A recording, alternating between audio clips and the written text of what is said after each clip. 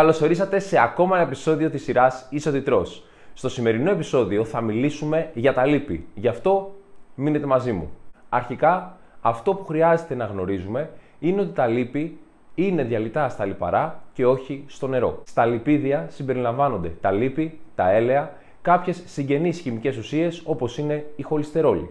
Επίσης, για να γνωρίζεις, η διαφορά μεταξύ των λιπών με τα έλαια έχει να κάνει με τη θερμοκρασία. Πιο συγκεκριμένα, τα λίπη είναι στερεά στη θερμοκρασία δωματίου, ενώ τα έλαια από την άλλη είναι υγρά, τις περισσότερες φορές. Επίσης, τα λίπη και τα έλαια αποτελούνται από διάφορους τύπους τριγλικεριδίων.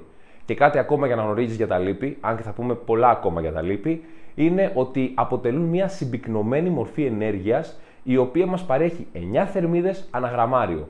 Οπότε, για να θυμάσαι, υδατάνθρακες 4 θερμίδες, πρωτεΐνες 4 θερμίδες και λίπη 9 θερμίδες ανά γραμμάριο. Πάμε να δούμε τώρα για ποιο λόγο χρειάζονται τα λίπη στον οργανισμό μας. Ένας από τους λόγους για τους οποίους τα λίπη χρειάζονται στον οργανισμό μας είναι ότι βοηθάνε στη σύνθεση της χολυστερόλης και των ορμονών του φύλου. Ο δεύτερος λόγος είναι ότι χρησιμεύουν ως συστατικά κυταρικών μεμβρανών.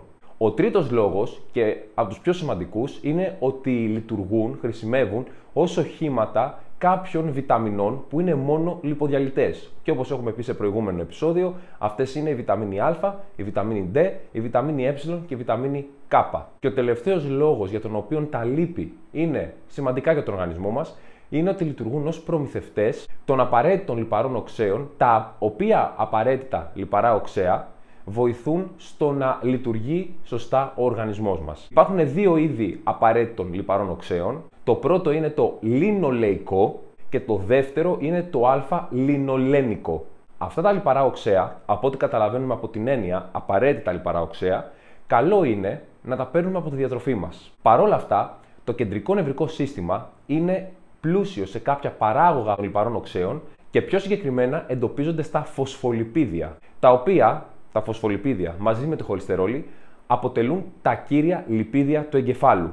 Σε αυτό το σημείο, άμα θέλεις, μπορείς να κάνεις ένα subscribe, ένα like, ένα share, να ενεργοποιήσεις το καμπανάκι προκειμένου να σου έρχονται ειδοποιήσεις για νέα επεισόδια και συνεχίζουμε το επεισόδιό μας. Κάτι ακόμα το οποίο είναι σημαντικό να γνωρίζεις, σε περίπτωση που θες να εμπλουτίσεις τη γνώση σου στη διατροφή, είναι ότι ένα από τα παράγωγα του λινολεϊκού οξέως είναι το αραχιδονικό οξύ, το οποίο αραχιδονικό οξύ συνιστά ένα από τα πιο σημαντικά παράγωγα, διότι είναι το δομικό συστατικό του κεντρικού νευρικού συστήματος. Επίσης, το λινολεϊκό οξύ αποτελεί πρόδρομη ένωση της ένωσης των ω6 λιπαρών οξέων. Από την άλλη τώρα, το α-λινολενικό οξύ συναντάται σε μια γκάμα πράσινων τροφίμων, δηλαδή κυρίως λαχανικών, φυτικών ελαίων και στο λιναρόσπορο. Οπότε, από αυτές τις τροφές μπορείτε εύκολα να προμηθεύσετε τον οργανισμό σας με αυτό το απαραίτητο λιπαρές οξύ. Και όπως είπαμε πριν, το λινολεϊκό οξύ αποτελεί την πρόδρομη ένωση της οικογένειας των ω6 λιπαρών οξέων. Στη συγκεκριμένη περίπτωση, το α-λινολεϊκό οξύ αποτελεί την πρόδρομη ένωση της οικογένειας των ω3 λιπαρών οξέων. Οπότε καταλαβαίνουμε πόσο σημαντικό είναι να βρίσκονται αυτά τα δύο λιπαρά οξέα στη διατροφή μας. Πάμε να δούμε τώρα τη σημασία των κορεσμένων, των ακόρεστων αλλά και των τρανς λιπαρών. Τα λίπη συναντώνται σε δύο βασικές μορφές, αυτή των κορεσμένων και αυτή των ακόρεστων λιπαρών οξέων. Τι σημαίνει όμως κορεσμένα και ακόρεστα λιπαρά οξέα? Αυτό εξαρτάται αν το λιπίδιο αποτελείται από έναν ή περισσότερους διπλούς δεσμούς μεταξύ των ατόμων άνθρακα σε ένα ή περισσότερα από τα λιπαρά οξέα της δομής τους.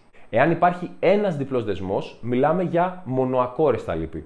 Από την άλλη, εάν υπάρχουν δύο ή περισσότεροι διπλοί δεσμοί, μιλάμε για πολυακόρεστα λίπη. Αυτό όσο αφορά τα ακόρεστα λιπαρά οξέα. Όσο αφορά όμως τα κορεσμένα λιπαρά οξέα, η διαφορά είναι ότι τα κορεσμένα δεν έχουν διπλούς δεσμούς άνθρακα, έχουν απλούς δεσμούς άνθρακα. Οι τροφές, οι οποίες είναι πλούσιες σε κορεσμένα λιπαρά οξέα, είναι τα ζωικά τρόφιμα, όπως είναι το βούτυρο, τα κρέατα και το τυρί, καθώς και δύο φυτικά έλαια, τα οποία είναι από ινδοκάριδο και από φοίνικα. Για ποιο λόγο όμως θέλουμε στη διατροφή μας τα ακόρεστα και όχι τόσο πολύ τα κορεσμένα λιπαρά οξέα?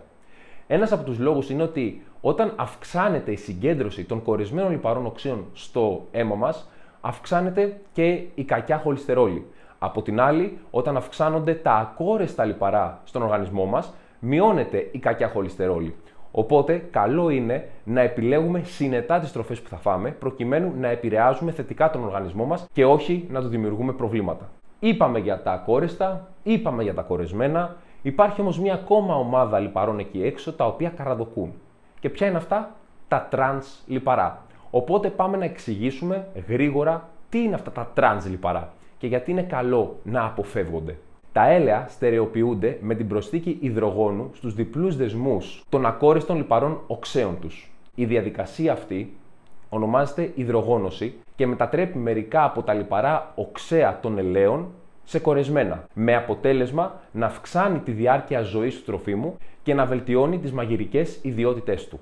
Η υδρογόνωση επίσης μπορεί να αλλάξει τη μοριακή δομή των λιπαρών οξέων, μετατρέποντας τη φυσιολογική δομή cis σε δομή trans. Γι' αυτό το λόγο ονομάζονται trans λιπαρά. Ο λόγος για τον οποίο θέλουμε να περιορίσουμε τα trans λιπαρά στο διατροφολόγιό μας είναι διότι αυξάνουν σε μεγαλύτερο βαθμό την κακή χολυστερόλη, δηλαδή την LDL στο αίμα μας, από ό,τι και τα κορεσμένα. Υπάρχει όμως και ένα μυστικό. Τα trans λιπαρά οξέα συναντώνται και υπό φυσιολογικές συνθήκες στα γαλακτοκομικά προϊόντα και στα κρέατα. Οπότε ένας λόγος που συστήνουμε να μην γίνεται υπερκατανάλωση των γαλακτοκομικών και να μην γίνεται επίσης και υπερκατανάλωση των κρεάτων είναι ότι η υπερβολική συσσόρευση των τρανς λιπαρών στον οργανισμό μπορεί να δημιουργήσει κάποιο πρόβλημα στην υγεία μας. Οπότε τι θέλουμε? Την ισορροπία. Και όπως είχαμε πει και στα προηγούμενα επεισόδια για την συνιστόμενη πρόσληψη τόσο στους υδατάνθρακες όσο και στις πρωτεΐνες, πάμε να δούμε και εδώ πέρα τη συνιστόμενη πρόσληψη των λιπαρών, έτσι ώστε να υπάρχει μια εύρυθμη λειτουργία του οργανισμού μας. Τα επιστημονικά δεδομένα, τα οποία έχουν να κάνουν με τις επιδράσεις των λιπαρών στον οργανισμό μας, έχουν αλλάξει σημαντικά τα τελευταία χρόνια. Τι σημαίνει αυτό? Σημαίνει πως στο παρελθόν συστήνονταν δίαιτες οι οποίες έλεγαν πως το λίπος πρέπει να είναι μικρότερο από 30% του συνόλου των θερμίδων μας μες στη μέρα μας. Τι γίνεται όμως τώρα? Σύμφωνα με τις τρέχουσες συστάσεις, το λίπος πρέπει να είναι από 20 έως 35% του συνόλου των θερμίδων μας. Φτάσαμε στο τέλος αυτού του επεισοδίου. Ελπίζω να μάθατε αρκετά πράγματα από το σημερινό επεισόδιο, να καταλάβατε ότι το λίπος στη διατροφή μας δεν είναι κακό, αρκεί να υπάρχει και αυτό σε μια ισορροπία. Ναι, μεν το κορεσμένο αυξάνει την LDL χολυστερόλη, αλλά υπάρχει και το ακόρεστο, το οποίο τη μειώνει. Επίσης, να γνωρίζεις ότι το κορεσμένο λίπος δεν χρειάζεται να το παίρνουμε συνέχεια από τη διατροφή μας, γιατί συντίθεται έτσι κι αλλιώς από μόνο του στον οργανισμό μας. Οπότε, μέχρι το επόμενο επεισόδιο, μένουμε συντονισμένοι, βάζουμε στόχους, χαμογελάμε, οραματιζόμαστε, αλλά μπαίνουμε και στη δράση και πάμε δυνατά. Όχι τίποτα άλλο, μας αξίζει.